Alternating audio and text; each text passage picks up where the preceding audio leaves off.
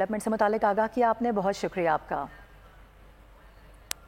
ایک اور اہم خبر آپ کو دیں گے، پی بی 14 میں دوبارہ گنتی اور آروز پر الزامات کی درخواست کو مسترد کر دیا گیا ہے۔ سپریم کورٹ نے پیپلز پارٹی کے غلام رسول کی درخواست مسترد کر دی ہے۔ آپ کو یہ بتا دیں کہ عدالت نے نون لیگ کے محمد خان کی کامیابی کو برقرار رکھا ہے۔ بات کریں گے، طیب بلوچ ہمیں جوائن کر رہے ہیں۔ طیب بلوچ بتائے گا اس کی کیا ڈیٹیلز ہیں مزید؟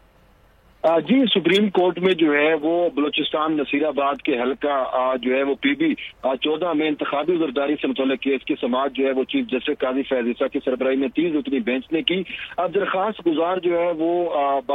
سردار زادہ بابا غلام رسول عمرانی نے جو ہے وہ پاکستان مسلم لیگ نون کے محمد خان لیڈی کی کامیابی کو جو ہے وہ چیلنج کیا ہوا تھا اور الیکشن ٹریبونل کے فیصلے کے خلاف سپریم کورٹ سے رجوع کیا گیا تھا اور سردار زادہ کا یہ موقف اختیار کیا گیا کہ وہاں کا جو پریزائڈنگ افسر تھا وہ بھی جو ہے میرے مخالف فریق کے ساتھ ملا ہوا تھا اور 96 میں سے 7 پولنگ اسٹیشن پر ریکاؤنٹنگ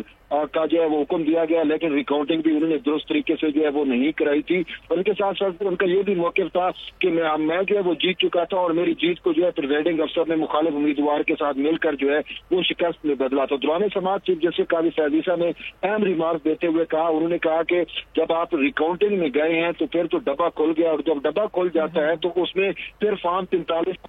اس کی جو ہے وہ کوئی اہمیت نہیں رہتی،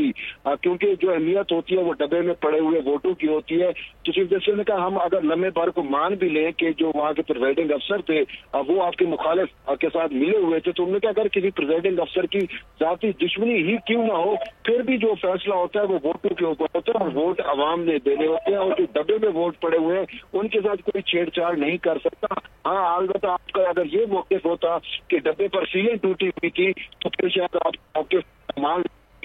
موقف ہے، تو اسی وجہ سے انہوں نے کہا کہ فارم 43 یا فارم 47 پر نہ جائیں، لیکن جب ریکاؤنٹنگ ہوئی اور جو ہے وہ آپ نے